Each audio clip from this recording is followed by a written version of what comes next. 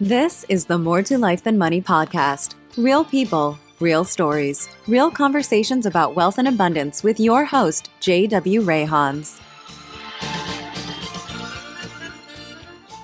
Well, welcome everybody to the More to Life Than Money podcast. Today, we have a very special episode for you. In fact, even when you were pulling this up, getting ready to watch it, you probably noticed we called it a special episode, and it is because we have just a special group of young ladies with us this afternoon, and we are really looking forward to an opportunity to share with you from their perspective some of the things that you've heard in other episodes.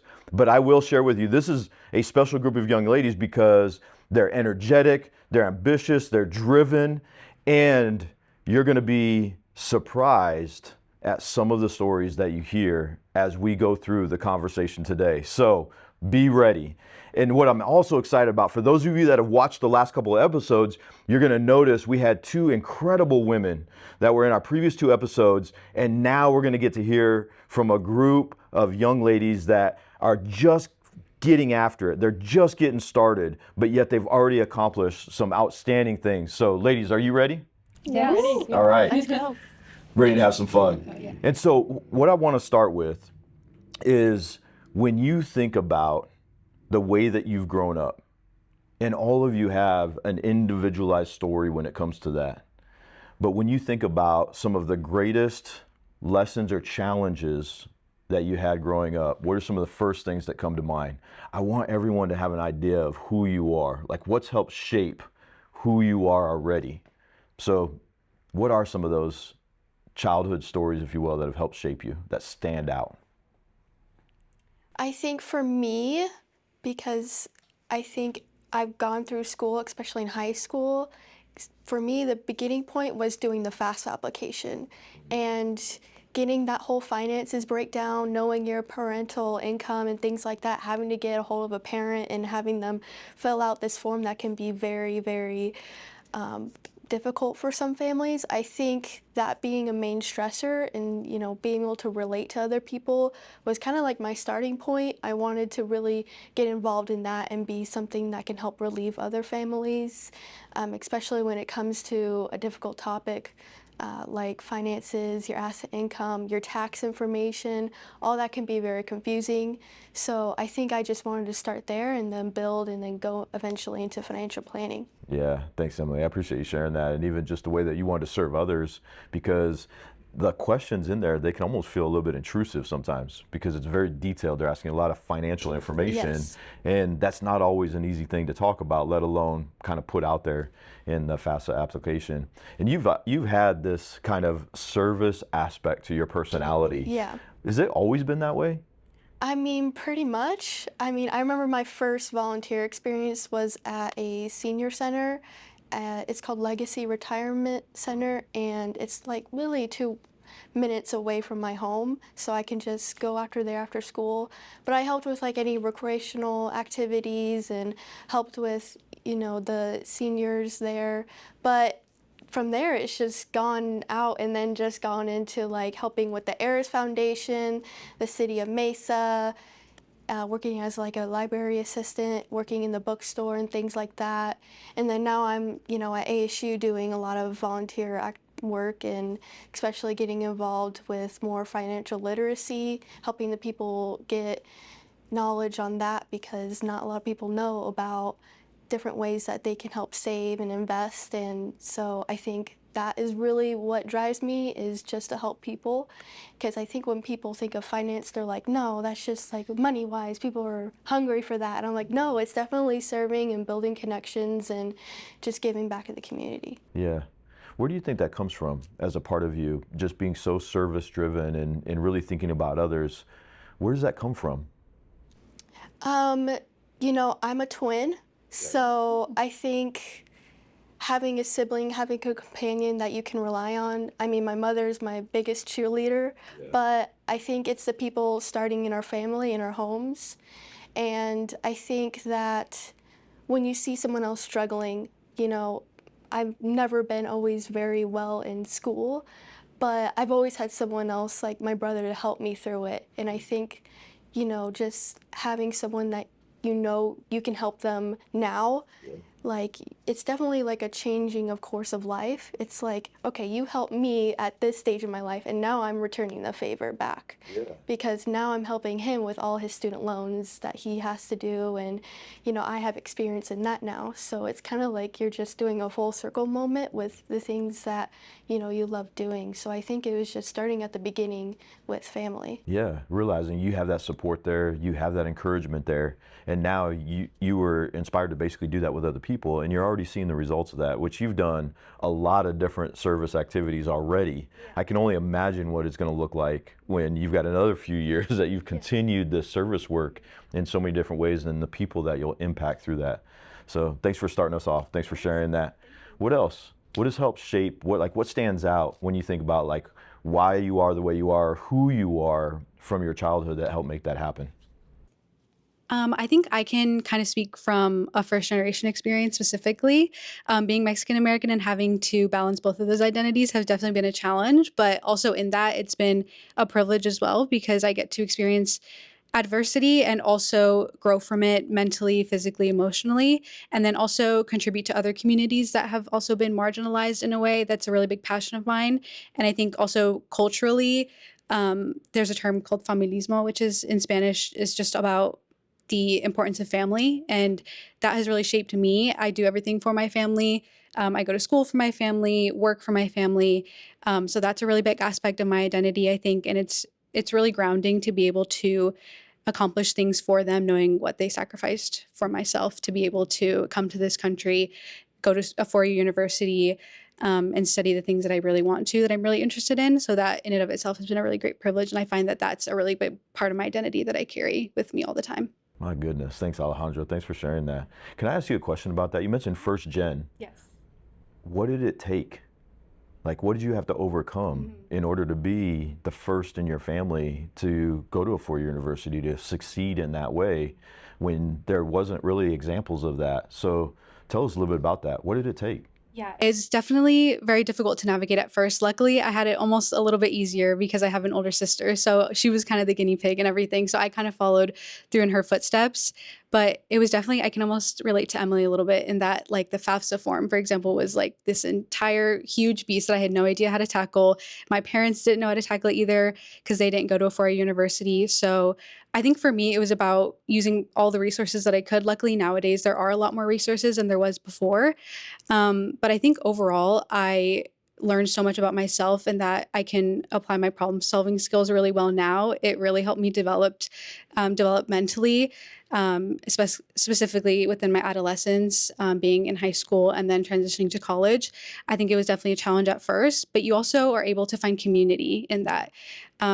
It's not a lonely feat at all. You can find people to support you, whether that's in your family, in other areas such as clubs at school or outside activities, extracurriculars. I think that's also really important. Community is a really big aspect. And so I leaned on a lot of my friends. I leaned on a lot of my peers through those hard times, and that was extremely helpful as well. So I think those would be a lot of the main things that helped me in that. Even though it was a difficult journey, it's really hard and it's easy to persevere and making sure that you're using all those resources and people available to you. Yeah. My goodness, the two of you have already given us so much to digest and take in. Like, are all of you getting this? Are you catching on to what is being shared already? These aspects, these nuggets of community, support, so having someone that led by example, really in acts of service and the way that you're able to not only give those, but receive those, and these being some of the success habits, these early success habits. And are you starting to see where they'll multiply over time, where they'll grow over time? And these are the things that you want to be writing down, that you want to capture and apply them. All right, we got two more. All right. I'll let Nyah go. Okay, all right, Nyah. I kind of think of some of the things that my parents just taught me, like phrases or things like that have shaped a lot of my perspective today. So one of them my dad really tried to instill in us was that his definition of excellence was that excellence is never based off of your performance. It's based off of your preparation. And so he really wanted us to understand that principle of excellence, because it can be scary to perform and you feel like you're a mess or whatever, and there's nerves and all these things. And he always tried to reroute us to the way you prepare is what's important. And that's where excellence is defined. So that's a huge one that I carry with me. Another one my mom always taught me was that when you're feeling down or low or just discouraged, is to just look for someone to invest into, look for someone to buy a coffee, or like it's taking your brain and taking it off of your situation, zooming out and focusing on someone else. And that always kind of resets the mood and tries to focus on others.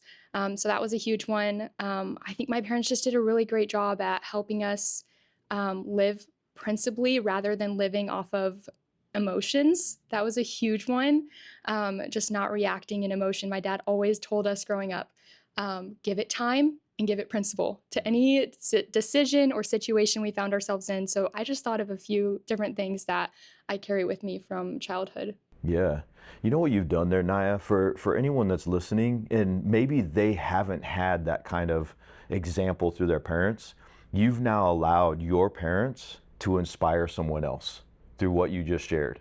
And in that, push those lessons, give those lessons to someone else that maybe hasn't had them already. Even where you started with your dad talking about that success, excellence isn't based upon performance, it's based upon your preparation.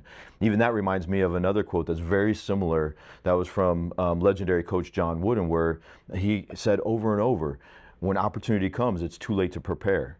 Preparation happens before the opportunity shows up, and then it gives you the ability to capture it. And that's kind of what your dad was talking about when it comes to excellence. But then the lesson from your mom of knowing, hey, even when things are hard, even when you start to get in your own head, turn that focus on other people, and it'll rise you out of that. So cool. Thank you. Em, what about you? Yeah, my childhood was a little bit different. My dad was not present, and so there was kind of, I guess, like I listened to you guys talk about your parents and the advice they were able to give you, and that's just not something I had a whole lot of growing up. And my mom was a single mom. I'm the oldest of 5, but growing up I was the oldest of 3, and so I think that honestly is a huge part of my identity and who I am is an older sister. My siblings are really important to me.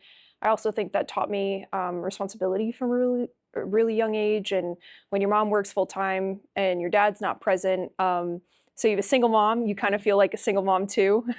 And so I think that definitely taught me responsibility from a really young age. I loved school, but I was not super social, so I was really determined to get it done. And so, but I think being an older sister, I think lacking maybe some of that parental guidance really shaped me to be independent.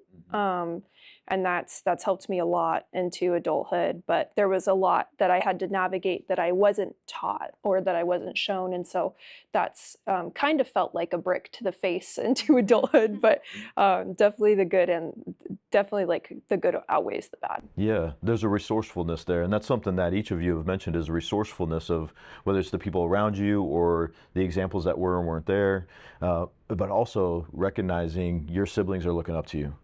Your siblings are following you. And even, so Alejandra, I think it was you that mentioned you had an older sister that kind of got to be the guinea pig, got to be the example, and you saw the benefits of that. And now Em sharing being the oldest and recognizing there's a way that I can set an example. There's a way I can be a bit of that parent. But you also had to take that path. You had to accept that. And it led you towards some great achievements very early on in life. I was in first generation as well. Same here. Yeah. Really? Look at that.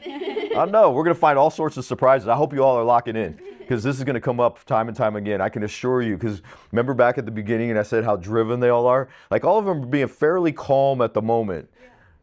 I can assure you there is a drive inside each and every one of them that shows up, and it's outstanding. Even early on, I've been able to see some of that in each one of you. So let's talk a little bit. When you think about where you're at today, okay, and all of you have talked about what's helped you get to where you are today, would you all agree that there's still a lot ahead of you though? Like, do any of you even remotely feel like you're at the top of your game yet? Isn't that cool? I think that's an outstanding place to be in. And so if each one of you would share where do you want life to go from here? When you think about what you dream about, what you want to achieve, what you want your future to look like, what are some of the things that come to mind? Let's really inspire the people that are listening through what it is you want to see happen in your life. I guess I can start. I can say that I don't like to limit myself to, I want a certain job in 10 years, or I want to make this much money in 10 years, or anything like that. I think I live by a kind of principle of that the purpose of life is just to live it. So I hope whatever I'm looking towards in my future is being happy, being healthy. I think that's a privilege in and of itself. So I think certain goals in terms of like finances, where I want to be, where I see myself in 10 years, whether that's where I'm currently living in another state, in another country, whatever it is, I kind of just take it day by day. Every day is a blessing. Every day that I get to wake up is a privilege. So I kind of just take it step by step. And I like to, of course, have goals for myself, whether that's monthly, quarterly, yearly, whatever it is. But I think overall right now, I'm taking it day by day and understanding that what will be will be. And I'm going to work as hard as I can right now with what's given to me. I hope that I can grow in the future. And I think I'm really striving for that. But yeah, I just want to take it day by day. I think everything will happen for me, hopefully, I like to think. A lot of what you shared there, Alejandra, is principle-based. And so I hope all of you are writing this stuff down. Like, there is some wisdom being dropped. And you talked about how, like, the purpose of life is to live it. Yeah. Okay. We're going to take this opportunity. I want each of you to share how old you are, because that is not something that is normal for somebody in their early 20s to say. So let's go down the line. Em, how old are you? I'm 22. Yep. I'm 20. Alejandra? I'm 21. Emily? I'm 22. Nyah? Did y'all catch that? They're all in their early 20s, and these are the things that they're thinking about. These are the principles that we're talking about. Alejandra, thank you for sharing that with us. Somebody's going to be writing that down. The purpose of life is to live it. Live each day. Not to reduce your goals of the future, but to say, you know what, I'm going to capture this moment. Yeah, thank you. Yeah, of course. All right. How about anybody else? What do you want your future to look like? What are you looking forward to? What do you see happening or want to make happen? I think for me, it's not really so much of the end result, but it's more of the journey that you take and, the process that you're going to have, set goals each day and try to accomplish them. And I think always, planning and scheduling ahead is, going to be best to prepare you for life. But I think when I think of like big major goals, I think of my relationships that I have with people. This is kind of like going to be a little bit morbid, but we're all going to die someday. And 100% chance of that, by the way. 100% chance. It's still right at 100%. And I think, you think of when you're on your deathbed, who do you want to be there? It's not necessarily going to be your accomplishments. It's not necessarily going to be, how many cars or how much money you had in the end. It's going to be the people that matter to you the most that you want to be there. So my whole thing and the goals that I want in life is going to be mostly centered around, relationships, building connections with people, and try to make the relationships that I already have even stronger, because that's really what's going to matter to me in the end. And hopefully along the way that I can be there for them, and it'll kind of be just a full circle moment, Yeah. Thanks, Emily. Y'all catching this? My goodness. Emily, you are how old? I'm 21. 21. 21. Yes. And she's already talking about the joy of the journey, not necessarily the accomplishments and the cars and all that stuff. Yeah. To hear you say, you know what, on my deathbed, here's how I want people to remember. Here's the impact I want to have. Here's what the relationships have meant along the way. Yeah. And you're saying that at 21. It's incredible. Really. Thank you. Okay. Who else? Yeah, I would say I went last time, so I could go. Please. I think one of the things that's really important to me, and this kind of follows along with what Alejandra and Emily said, but it's just how I make people feel. And whatever success looks like to me, I'm really passionate about developing and inspiring other people. So if I'm 10 years from now and I'm really successful, but I look around me and I didn't take any of my loved ones with me or help give them opportunities, or my friends or the people I met along the way, like if those people aren't successful with me, I don't really see myself feeling fulfilled by that. So I guess something I know about myself is it's a double-edged sword, but like prioritizing the wants and needs of others. And right now the balance is not always prioritizing the wants and needs of others before yourself. But I definitely picture like my greatest success would be somebody else feeling like I contributed to their success. And so I don't know what that'll look like for me. All I know is I also want it to look like that for everybody else. Yeah. No, I really appreciate you sharing that as well. As you know, it's really this focus on understanding yourself. There's a self-awareness in what you shared there. And by the way, that's recognizable in all four of you, is that you all have done some work of self-discovery. You've probably done some work of self-awareness. And that's what's showing up in each of your responses. And it showed up again in yours, Em, of really looking at here's what motivates me. Here's what gives me energy. Here's what feels like it's fulfilling, is when I have the opportunity to help someone else get what they want. Yeah, thanks for sharing that. Yeah. Nyah, how about you? Like, what do you want your future to look like? What do you want to see happen in life? I honestly echo what all of you say. It's like so good. I'll just like take that and just put it on my answer. But this is such a good question. I think, so I believe in God, and I have so much hope in God, honestly, and in the life He's given me and the people He's given to my life, and just the gifts that surround me. So I would love to just make an eternal impact. Just believing in God and having a relationship with Him has changed my life and has given me hope and security. And so I would love to be able to expose Him like to other people if they're struggling with hope or just emptiness. I know He fulfills all of those voids in my heart more than any material thing on earth can. So just really making an eternal impact, of whether that's one person or many that I get to cross paths with, and just making the most out of the days. Something I know we all can relate to is we all have the rest of our lives ahead of us. So just trying to be content with what we've been given and steward it well. And like many of you have said, just be present and enjoy life and try to be a positive light to the world. So, Yeah. Okay, I'm about to do something I've never done on any of our podcasts. I am going to so any of you listening, I want you to pause the podcast right now and write down some of the things that you have just heard from these four ladies.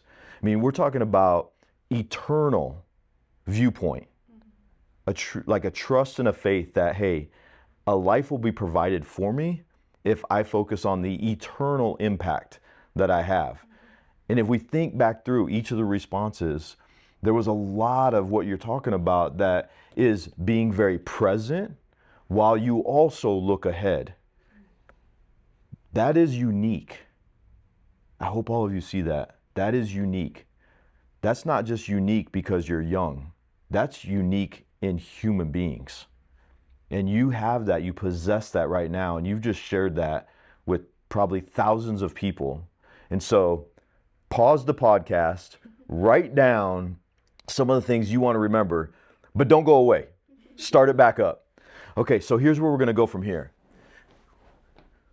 Let's talk money. How about if we talk money? Y'all want to talk money? Sure. So here's the thing that I've heard in each one of you is that you really think deeply. Like, these have been very kind of like surface level questions, and yet you've taken them deep, which is inspiring. That is what inspires people, is to see kind of inside you, see through your story. This is the More to Life Than Money podcast.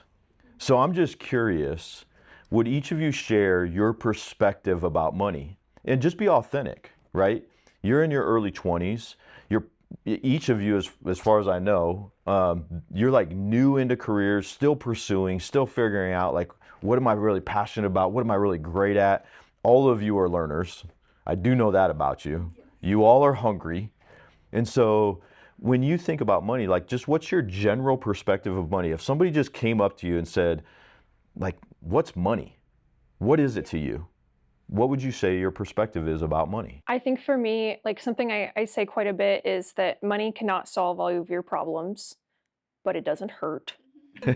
Definitely makes a lot of things easier. And I think we definitely, I mean, we're all in our early 20s, so we get this. Like we live at a point in time and in our economy where it's not necessarily affordable to be 20 something years old right now and working entry level jobs. And so it's obviously important, like when you're seeking out opportunities, or like when you're on the day to day, I think everybody thinks about something financial at least once per day.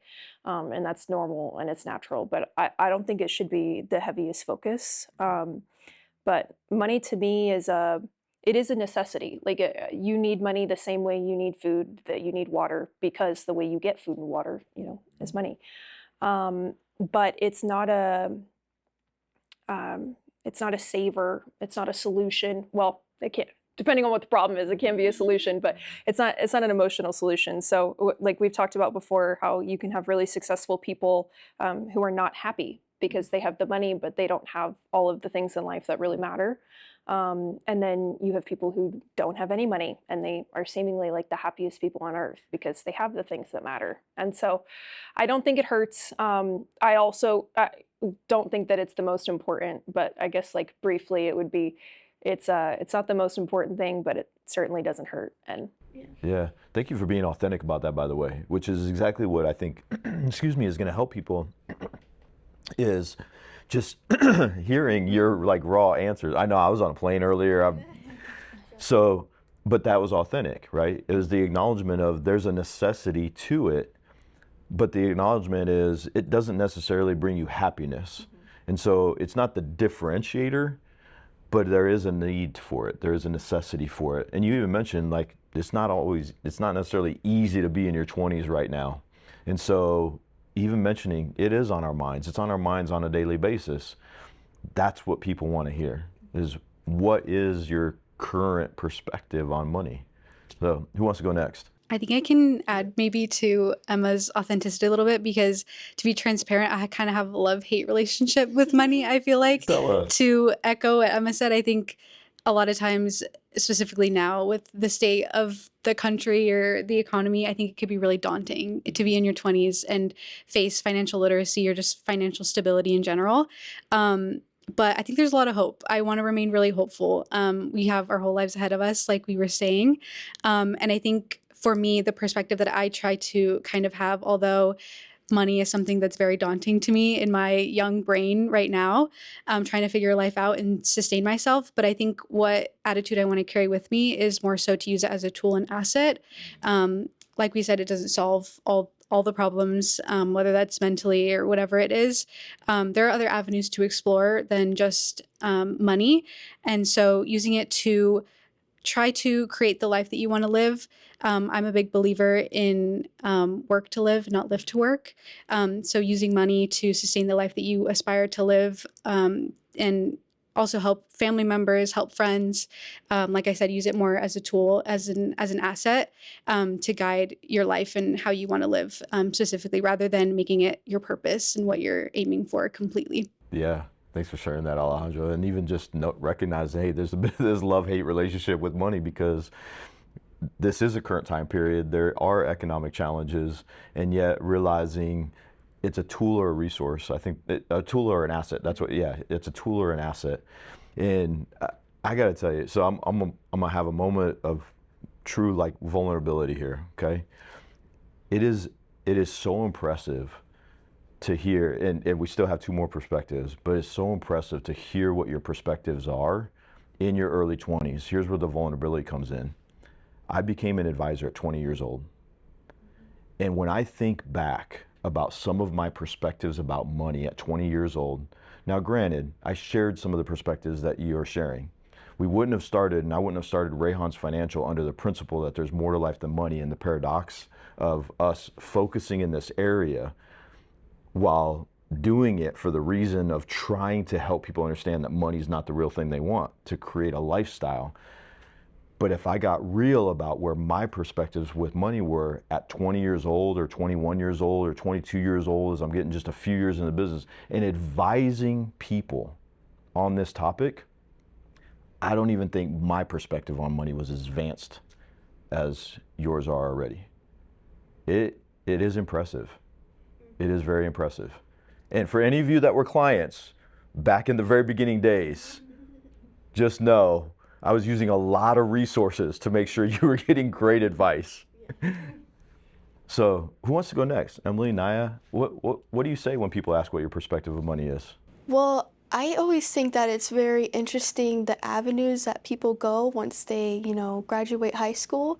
Because for me, I decided to go to college, and it's always interesting because you have the degree and then you're expected to go into like a full-time job, and then you're supposed to make X amount of money, and it's supposed to be a lot of money because you have a piece of paper. And then you have some people that get a trade and they're already making six figures at 21 years old. And so, I think it's always different. Not everybody is going to have the same outcomes when it comes to the different avenues that they want to take in life, different jobs. And so I think right now in the different, economic struggles that people are going through, maybe they're picking jobs that they don't want to have just because the money is not the best. To be kind of personal, and Aiden, if you're watching this, I'm sorry, but he wants to go into video game design, and kind of what we're talking about right now is the job market and what that looks like in terms of pay, and is that going to be a sustainable life for you to have, because it's a necessity, like Emma was talking about. And then you have people that work in trades and they make, a lot of money too. So it's just like, I think finding what you have, and overall do choose your own happiness, because you don't want a job and be very unhappy because you're just gonna hate it. But choose something that you're passionate about and just try to find something, maybe have it as a side job. Maybe you have, your main, go to school for your main, what is going to be a lot of income, and then on your side job, do what is passionate to you. So maybe not put all your eggs in one basket, try to go into different avenues and, still try to fulfill that passion that you want, and then also, be able to sustain a living income. Yeah. Emily, you just made me realize, I think there's another very powerful question that I could ask for each of you. So Nyah, I'm not going to forget about you. We're going to come back and get your perspective on money. I have nothing to add. No, it was great. You'll have some good stuff. It's in there. Okay. So I will come back to you. But let me ask you this, because you mentioned expectations. Yeah. And whether we realize it at the time or not, many times there are expectations. Like there's an expected path that you can sense, or it's been specifically told to you, this is what your expected path is, whether it's from parents or environment or your friends around you. What do each of you feel like were some of the expectations placed upon you when you were younger? And if you want, you can share whether you decided to go down that path or not. But just, I guess, in as vulnerable a way as possible, what do you feel like the expectations were of you when you were younger? And then you can share whether you decided to go that route or not. Yeah, I'm a first-generation college student. Neither of my parents went to college, and I think just seeing the career routes that they worked, they're amazing in what they do, no doubt, even without a college education. But I think for me, the expectation was really getting that degree, because it does help build your knowledge and the skills that you're going to have going into life. Again, college is not for everybody. You can go into a trade. It's definitely not mandatory. But I think for me personally, just having that educational background was going to help me. And I try not to take out loans. For right now, I haven't, because I'm lucky enough to have a scholarship with ASU that's going to, pay for my tuition. Thank you. But not everyone has, the funds to be able to go to college. Yeah. I think with financial aid specifically, a lot of people, they wouldn't be going to college if they didn't have help from different areas like the federal government, or help from their parents or things like that. So I think because I have that help, I have the opportunity to be able to go to college and, better my knowledge and get the college experience in the life that I want to build. But again, it's not for everybody, and, you kind of have to trust your gut and just not think about what your parents want, what your friends want, find your purpose in life. Yeah. And go after it, because again, you're not going to be very happy if you do what other people are just expecting you to do, because it will not turn out well. But you never know. I mean, have your main passion, have your main purpose, and then, go other ways. There's no one option. You can explore many options. Yeah. Emily, somebody watching this is going to be rewinding and watching back what you just shared. Let me ask you this one question. I want the rest of you to respond to this as far as expectations go.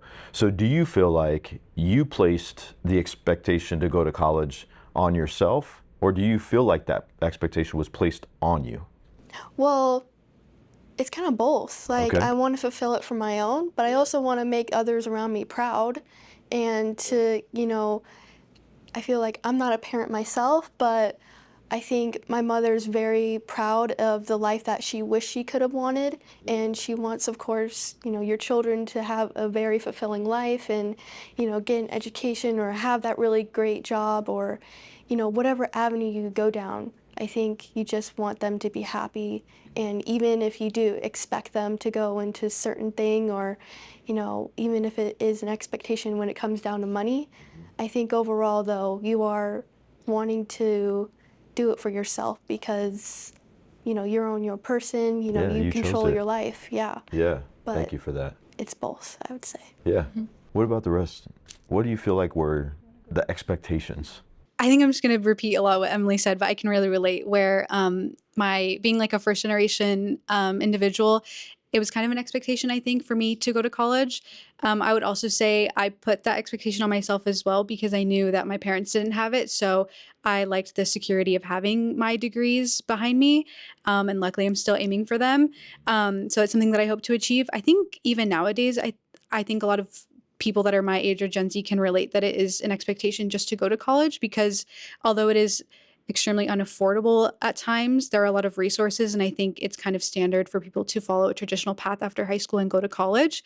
But I think nowadays with social media, there's so many other avenues that people can pursue, and people aren't necessarily going to college right after high school, and I think that's also great. I think there's so many other opportunities that people can pursue, and like Emily said, it's honestly just taking control of your life and what you think you would enjoy most, and making sure that you're putting your all into it, understanding that everyone's path is going to look completely different, to not compare yourself with other people. So yeah, I would just say I definitely followed through on the expectation that my parents put on me, that I also put on myself. And that expectation is also echoed, I think, in this country mainly, but people are not following it. I think it's a great thing. People are finding their own ways, and they're breaking barriers and finding different avenues that work for them with the resources and opportunities that there are nowadays, because times change so quickly now. So I think it's really great that people are kind of taking their autonomy and making sure that they're using themselves however they want to, and pursuing whatever paths will make them the most satisfied in their life. Yeah. Thank you for touching on even that concept of comparison, but going your own path. And that can be so valuable to someone, because it's easy to start to compare where you're at to where someone else is at, and think that either you're not far enough, or maybe comparing yourself to someone else and realizing you're so far ahead that you start to shrink yourself down, not let your light shine as much as it could. And so thanks for touching on this idea, this concept of comparison, and truly being confident to go the way that you feel is best for you. And you also mentioned there's a principle we talk about on a regular basis that says choose to be the master of your destiny. And you talked about that as well. It was like, really think about what it is that you want to pursue, and then go after it. Go get it. Yeah. Okay. Anything else? What about other expectations you feel were set? Again, it can either be from family members, it could be just from the era that you grow up in, it could be from people around you, students around you. Like, what do you feel were some of the expectations coming up, and then where you are now? Okay, I feel like mine might be a little bit different, but I actually had the hopes and dreams of doing nursing. I had the school I wanted to go to, and so I was like very focused on that. And actually, I will preface and say my parents never made me feel pressured to pursue a specific career or whatever the case may be. I never felt that pressure, but they did encourage me to give my first year to this program at a Bible college. Actually, it was like a 1-year certificate. And I really did not want to do that. I was like, in my head, I was like, man, I want to go do nursing. And that's going to be such a waste of time to like step out my first year out of the home and go do this certificate, this 1-year program. And they encouraged me to just think about it. And so coming to like my senior year and wrapping my senior year up, I knew that's what I needed to do. So even though it's not exactly what I wanted, I went ahead and did that. And I am just so thankful that I followed through with that, because so many good things came from that. My life was honestly changed, and I met the love of my life in doing that in that first year, which I didn't expect at all. And so just so many good things that came out of that. And so I'm thankful for and just blessed to have parents who encouraged me to do that. And then I'm thankful that in my situation, that was the right thing. And I didn't pursue nursing. That wasn't in the future. And now looking back, I would not change a single thing. I feel so extremely blessed and just so happy for the way that things went and for the parents that encouraged me to do that. So. Yeah, there's a couple of things to acknowledge there, Nyah, which is one, the guidance from your parents and you acknowledging, look, I never felt like my parents pressured me into doing anything. But there was something, when you were talking about that, there was something that showed your hesitancy at the time, your gratitude later, because you followed their guidance. Even when it didn't feel like it was what you wanted to do, you still followed their guidance and then recognized they might have seen something that I couldn't see at the time. Oh yeah, definitely. And all the ways that it benefited your life. That's sometimes very, very hard to discern. Is like, when do you charge down this path of nursing anyway, because that's what I want to do and that's what I've said I want to do. In fact, it sounds like that's even said what you were going to do. And then your parents are like, would you consider? Mm-hmm. And maybe they were like, would you strongly consider? And now you get to acknowledge that by following that guidance, all the ways that's benefited your life. So I do want to acknowledge you for that, because that is not easy to do, because a lot of times we want to show how independent we can be, right? Is that fair? Oh yeah. Yeah. Yeah. Is that fair to say? Yeah. Yeah. We probably all have a similar personality type where we want to show how independent we really are. We probably all wanted to show that as early as possible. And sometimes it's hard to follow guidance. So thanks for even sharing that part of your story of the way expectations showed up in your life. Yeah. Yeah. Em, how about you? When you think about expectations, what do you feel like the expectations were around you? Yeah, I was trying to decide how vulnerable we're going to be in this conversation. Well, you got to remember, what you share is inspiring a lot of people. Yeah. And I can share with you, the more vulnerable you are, the more real and raw what you share is, the more inspiring it becomes to other people. Okay. Well, you guys are going to learn a little bit about me today, but we'll throw it all out there. So I mentioned that my parents separated at a young age, and my dad was pretty absent. And one thing that was pretty unfortunate was in my childhood, I experienced sexual and physical abuse, and that led to me going through like a really depressive episode where I attempted to take my life multiple times. And my mom has since said, she's in Celebrate Recovery. I don't know if you guys are familiar with that, but she said in her testimony, like at that time, I had mourned Emma before she had even died, because that's how determined she was to take her own life. And so like hearing from your parent that she's expecting you to die, and like I guess most of my family would probably agree that they did not expect me to live past the age of like 14, because I was so determined. And I had no will, didn't want to do any of it, had no interest in like getting out of high school or anything like that. And it honestly took there was a lot along the way, but it definitely took a lot of healing when I decided that I was going to defy the expectations of the people around me in my circles and live. And so that's when I started working really hard in school. School was an outlet for me. This was like one of my greatest accomplishments, but I graduated high school when I was 16. And then I decided we're going to go straight into college. And this was another expectation that was kind of defied. Was the expectation was I was going to go to college and graduate as a first generation with my bachelor's degree. And then some more vulnerability. My best friend was murdered when I was 17. And so then I made the decision to graduate with 2 bachelor's degrees, one for me, one for her, since she wouldn't get to go to school. And so that was honestly, it's one of my biggest accomplishments. It's also just, I guess, the biggest show of like defying the expectations of the people that were around me. I was able to graduate debt-free with 2 bachelor's degrees when I was 20, which was really cool. And I definitely think, and my family's mentioned it many times, that if you go back 10 years ago, nobody would believe that I'm still here, let alone with college degrees. So I think I definitely defied a lot of expectations for the people around me, but I'm sure they're all very thankful I did. Yeah, they are very thankful. Yeah. And we are thankful. We are thankful. As well. Thank you for sharing that. Don't cry. I'm not. We're not going to cry. You're right. You guys aren't. No one is going to cry on this episode. Okay. At least not yet. Yeah. Yeah. I can see it in your eyes. Not yet. Well, here's why I want to just thank you for sharing that, is because earlier it ties into something you shared earlier in terms of like when you see yourself as a success is when you've been able to have an imprint, if you will, on someone else's success. And what you allowed all of us to see is where that comes from, why that's an internal driver for you, why even just defying expectations can be a motivator, because for some people that is their greatest motivator at different times in life. And there are people watching that will relate to exactly what you talked about, and it won't just be somebody who's young. I assure you, there's going to be, I don't know why this is coming to my mind right now,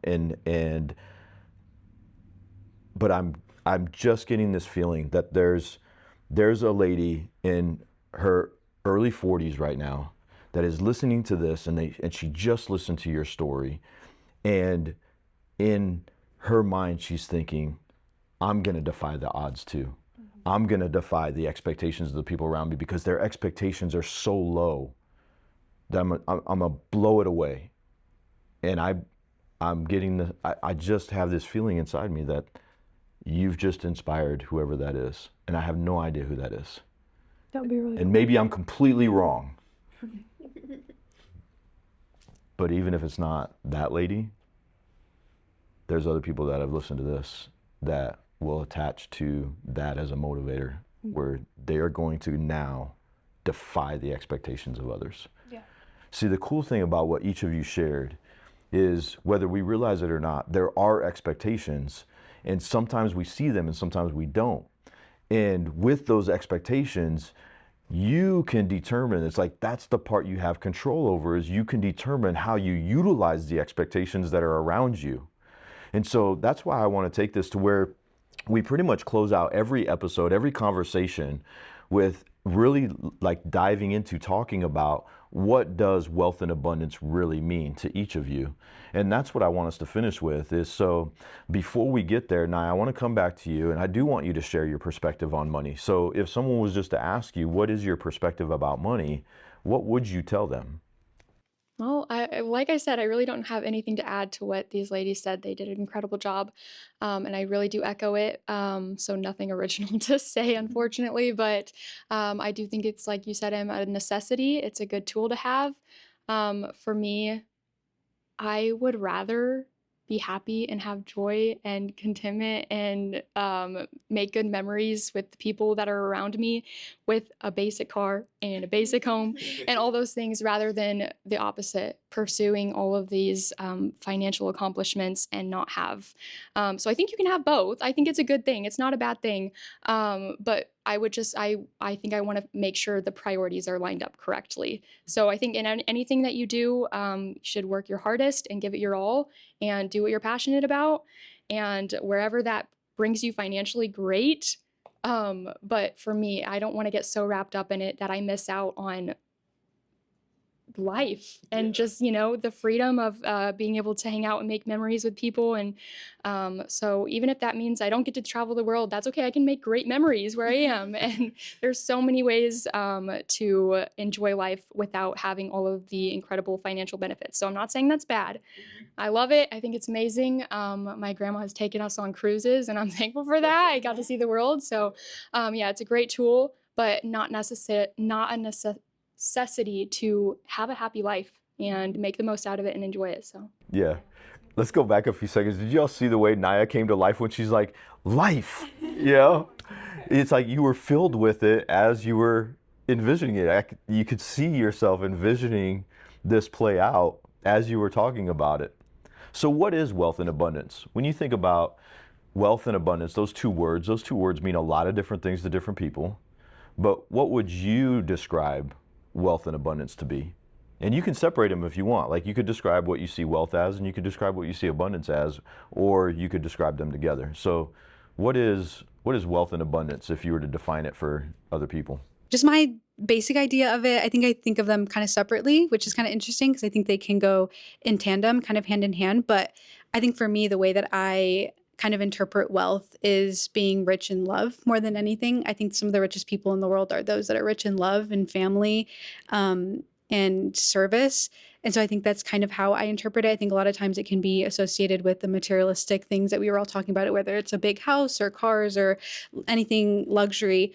I don't really identify with that. I think it's just being rich in other things that are kind of intangible, if anything, that you can't really grasp at. So I think that's kind of what I think of it as. And then abundance is kind of the goal. Like I hope to have wealth, and then I hope to have an abundance of it overall. So I kind of think of them separately, but they kind of do work in tandem at the same time. And I kind of just try to have a positive attitude overall, trying not to be too hard on myself or other people, because we're all living life for the first time. So I think it's really important to kind of have that positive mindset or attitude. Yeah. There are so many quotes that each of you have shared. I really hope all of you, like, get off the treadmill, pull your car over, and just listen, just like absorb what you're hearing and write some of this stuff down so that you can take action on it later. Like, just think about what are the ideas that come to mind as you're listening and watching. So thanks, Alejandra. I'm gonna restate this back in 2 words: love and a positive attitude. Yeah, thank you. Okay, how else would we describe wealth and abundance? Emily? Well, yes, wealth and abundance. We would like to have wealth and abundance of it, yes. I think, for me personally, I want to be at a point in my life. I currently have a loan for a car, and I have a lot of different responsibilities now that I'm a young adult. I know. When I was younger, I was like, I want to be a grown-up, and then I'm like, no, I don't want to be a grown-up. I want to go back to being a kid. But I just don't want to be in a position where I'm going to be in a lot of stress thinking about money. And I think that's one of my biggest motivators in life, is not to have people, be stressed out because of their current financial situations that they're living under. And I think when I think of wealth, I think of, they are in a positive mindset, kind of like what Alejandra was saying, and they don't necessarily have to think twice on whether or not this one purchase is gonna, change their life and make it in a negative way. I just want people to be able to plan and be freedom. I think that word right there in itself, I think, goes hand in hand with wealth, is having freedom.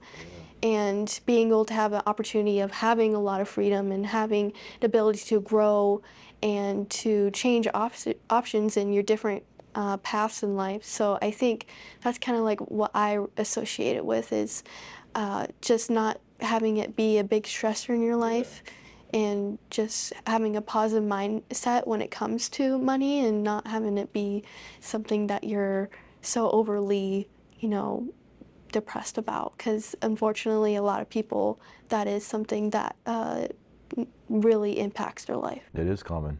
Yeah. You summarized your thought very well. Thank you. How about Nyah or Em? You want to go? Sure. I probably just overlap a bunch of things I've said, but I think when you ask me that question, first thing that I ask myself is, okay, well, what matters most to me in my life? There you go. So then it's just the things that matter most, and I've said it already, but my identity in Christ and my security and rest in Him, and then just my family, and I don't know. I think those are the things that truly make my life so deeply rich. It's a unique richness that material things can't contribute to.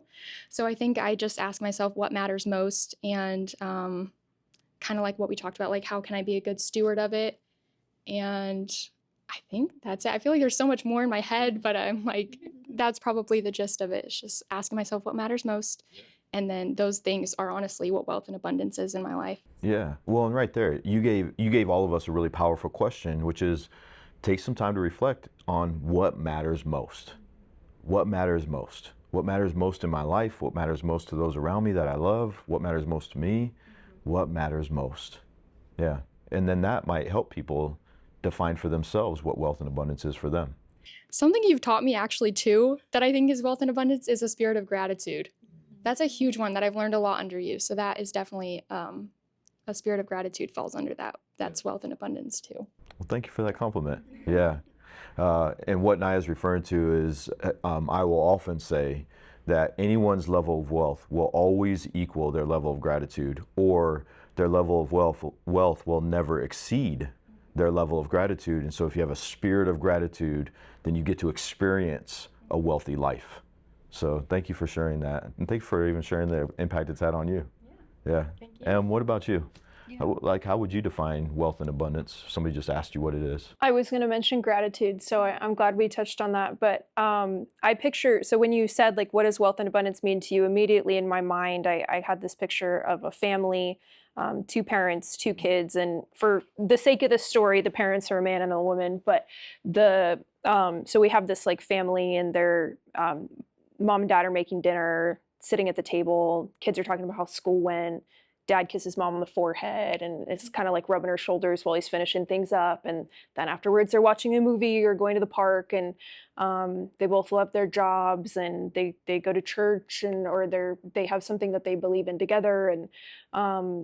And that, like, I picture that and I think, wow, like they are rich, like you were saying. And so I think for me, wealth is always going to be the abundance of life. And so whether that means like wealth is the abundance of life financially or spiritually, or like with your family, your connections, your relationships, like wealth is always going to be the abundance of life itself. And so if you feel like you've lived a full life, you're happy with the life that you have, you're proud, you're grateful, you're always going to feel wealthy. And I think that goes back to what we were saying earlier about why you have people who maybe are financially not as set, but they feel just as happy as, or they feel more happy than people who are financially set, but maybe are missing some of those other things. But yeah, wealth being the abundance of life. Yeah, you served us up a vision of what a rich, wealthy life looks like for you. You know what's something that I've acknowledged in each and every one of you in your responses is you're so thoughtful. Like, you're really thoughtful about what you're sharing in a way that acknowledges and gives the freedom for other people to still have like their own thoughts about it, their own opinions about it. But I have noticed that so much in all 4 of you is just your thoughtfulness to everyone having the freedom to express themselves or define these in their own ways. And yet at the same time, each of you have honored your response to each question. That's just so cool. Like, Derek, isn't this incredible? I mean, so I know, I every once in a while I'll catch Derek off guard. So Derek does all the producing, editing, he kind of makes the magic happen behind the video, behind the mics. So can we all just thank Derek for the work that he does? I mean, Derek. I mean, here's what I want any of you watching, just give Derek some praise in the comments. I mean, just throw some stuff in there and let him know how much you enjoy the different episodes. Derek with Sleepy Time Studios. Look at that. I know it. That's right. But I really do want to acknowledge that. I do want to acknowledge that. So let's finish it out this way, because each of you have this opportunity to inspire someone else. And so what I'm going to do is I actually am going to go one at a time, and I'm going to ask you to share some wisdom, something of inspiration, something of encouragement, but I'm going to do it in a bit of a unique way. Okay? So Nyah, I'm going to start with you, and just for the moment, let's just imagine that you're at your favorite coffee shop, you've got a book, you're just enjoying this wonderful, quiet time, and there's a set of parents that walk up to you, and they have this little girl with them, and she's probably 4 years old, okay? And they walk up, and they just look at you, and they say, Nyah, as parents, what would be a great thing for us to do for our 4-year-old little girl? What would you tell them? Ooh. That's a loaded question, JW. Oh my goodness. But well, the greatest thing that my parents did for me, we'll go with that, because the greatest thing that they did for me was honestly, number one, love God. Number two, love us. I think they just, like I said, I kind of tied this into some of the advice they give me that kind of I carry with me and try to view the world through. So just living principally, not reacting off of a bunch of emotions, just living, giving things time and principle. And like I said, honestly, just loving. That's the best thing my parents did, is just to raise me to, they never forced a religious belief or truth or anything on me. They just lived right. And they just did things in the design that I think functions and contributes to a really meaningful and just right morally and in all the areas of life. Just they lived right. And so I would want to pass that same thing down. So I would say, yeah, I don't know. That's a good question. No, thank you for that. Really, in what you're sharing there is what you're sharing is an example. What is an example that you want your kids to see in you, in what they will become, and yet allow them to be their own person? Yeah. Yeah. There is a saying, there is a phrase that kids get more from what is caught than taught. Oh yeah, absolutely. And so it's like, catch these good principles, catch this good way of life, catch how we handle things, catch how we handle challenges. So thank you for that. Great question. Yeah. All right, Emily, you ready? Yes. This is not parents walking up to you. Okay? I know. So let's just imagine for a moment. You ready? Yep. So let's just imagine for a moment you're on campus. Okay? You're on campus, and all of a sudden, this girl comes running over, like you can see she's making a beeline for you. And she walks right up to you and she goes, "You're Emily, aren't you? I saw your interview on the More to Life Than Money podcast. Please tell me, what would you advise me as a twin? I'm a twin too. What would you advise me in order to really make sure that I have the confidence to do my own thing?" What would you tell her? As a twin, I will say that you do everything together growing up, so you kind of feel like this is your other person, like your other half. Like they're kind of like intertwined with your soul, kind of. It's hard to explain to someone who's a non-twin, but you know, we went different college paths. He went to NAU in Flagstaff, and I stayed here down the valley. So I think it's kind of learning how to be your own person, because this person you felt like your entire life was you. Like this was legit, like there was no difference between the two.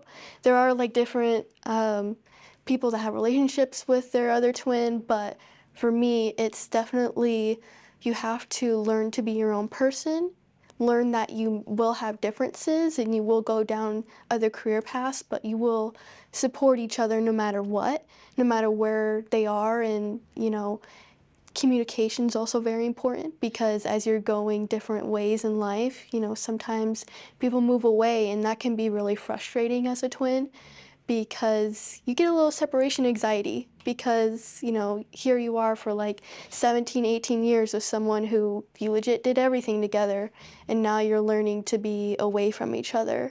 So you kind of just have to be very communicative, trying to understand, maybe, you know, again, going back to expectations, I have expectations of my brother, but I expect him to, you know, just do what he wants to do no matter what, and I'll support him no matter what. And it's just, you know, being supportive of each other and loving each other no matter what. And, you know, you still have this bond that will last forever.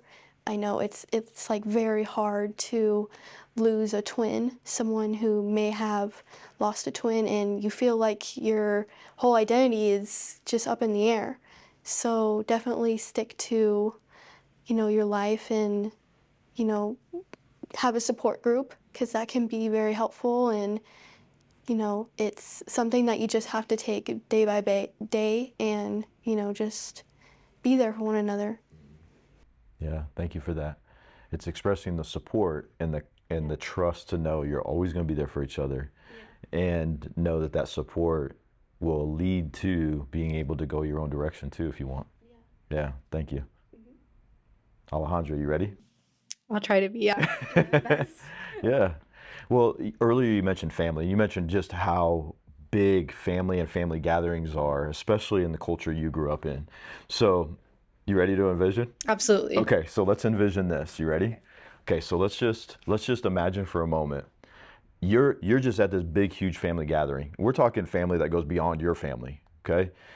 And it's in somebody's backyard. They've got a gorgeously manicured backyard with a garden, and it's green, and there's food like you wouldn't believe all over the place. There's music playing, there's people dancing, there's like the chatter of just multiple conversations going on. And all of a sudden, this woman walks over. She sits right next to you, okay? And it's obvious that she's a grandmother, and you know that she's a grandmother, but she's not your grandmother. And she says, Alejandra, I'm just not sure if my grandkids are going to be okay. I'm just not sure if they're going to make it. And she looks you right in the eyes and she says, what would be the best way to help my grandkids to be all that they can really pursue and do and love? What would you tell her? Oh gosh.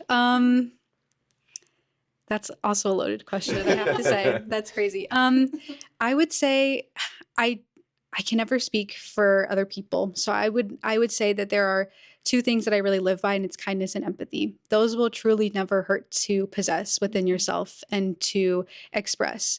So as much as I would like to say to her to tell her grandkids to get a secure job, to go to college, to be successful in these materialistic ways, I would tell her to instill these values in her grandkids that they can carry with them through whatever path they follow, whether that is through getting an education or whether that is through getting a stable job. I think those two things, everyone can benefit from having those and expressing those to other people. And it can only do more good to have those in your head and share them with people that you love or even strangers. So I think that's probably what I would tell her. I wouldn't tell her to tell her grandkids to follow a certain path because everyone's, of course, so different. So it's about finding their own path, but having those two things and principles to live by that they can carry with them through whatever path that they decide to take. Yeah, kindness and empathy. Instill as much as possible that kindness and empathy are important. Yeah, thanks for sharing that. Yeah, of course. Yeah.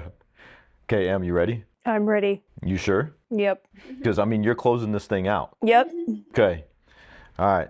You gonna imagine something with me? Yep. Okay. All right. You ready? I'm ready. Okay. I've asked you that multiple times. Yep. Yeah. All right. So let's just imagine for a moment. And one of the things that you now commonly do is you're out in the community. You're visible.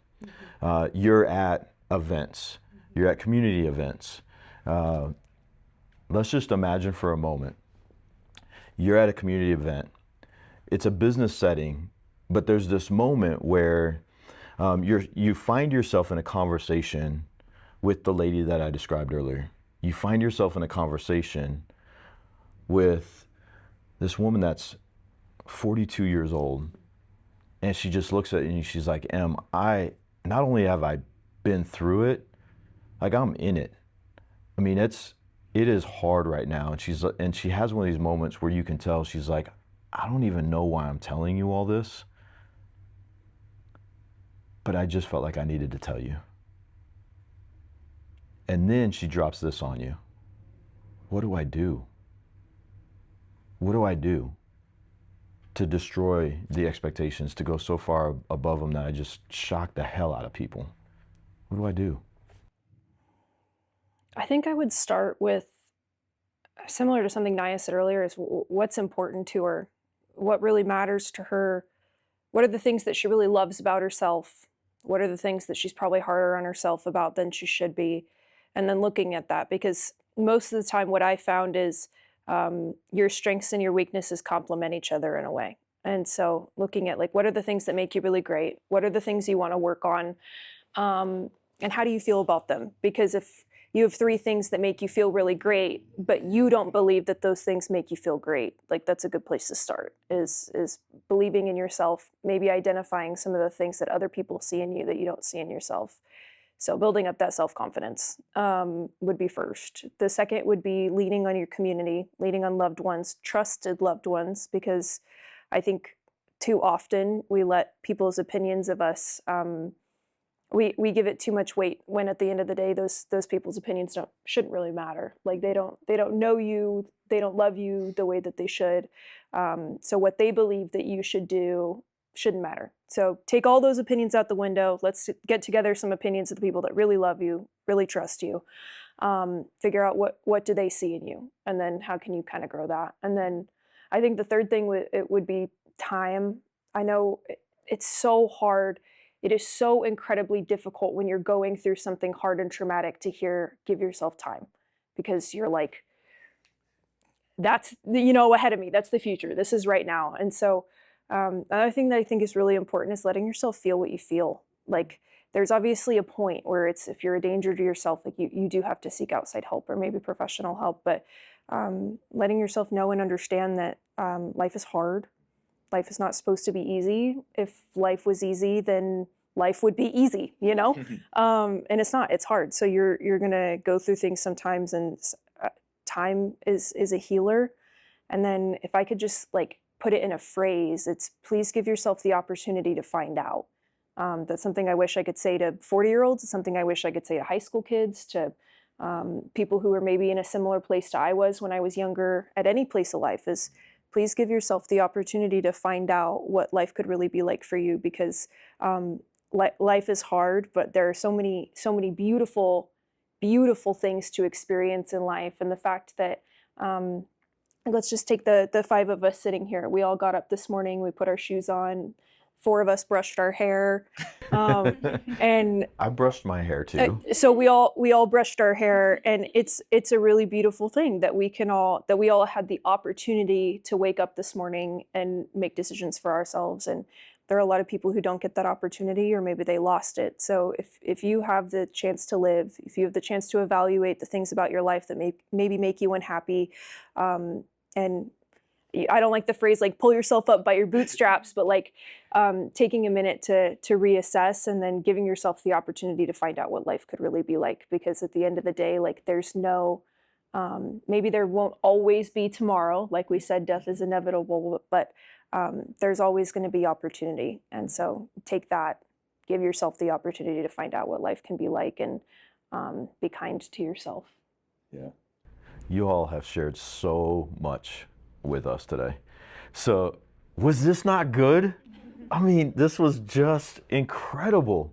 I hope all of you will go back and listen and watch. And as I mentioned earlier, write down the things that resonate with you. Write down the things that mean something to you. I'm going to share something else about this. Okay, we're going to get real for a moment. Okay? None of the 4 of them, as of 6 hours ago, even knew they were going to be doing this today. Yep. This is all off the cuff. There was no preparation. And this is what you're getting to experience. You're getting to experience just how incredible all 4 of you really are. And I cannot wait. I don't know when or if this will happen, but I cannot wait for the 4 of you to experience a moment where someone writes you, DMs you, sends you a message, sends you a note, finds you out in the public somewhere, and just thanks you for what you shared today. I thank you. Thank you for doing this. Thank you for being willing to get out of your comfort zone, to be confident, to come as yourselves and just share some of your thoughts, some of your beliefs, some of your values, some of the things that are important to you, some of the way you define things, what's helped shape you. You have truly been outstanding today. You've truly been excellent today. So thank you so much.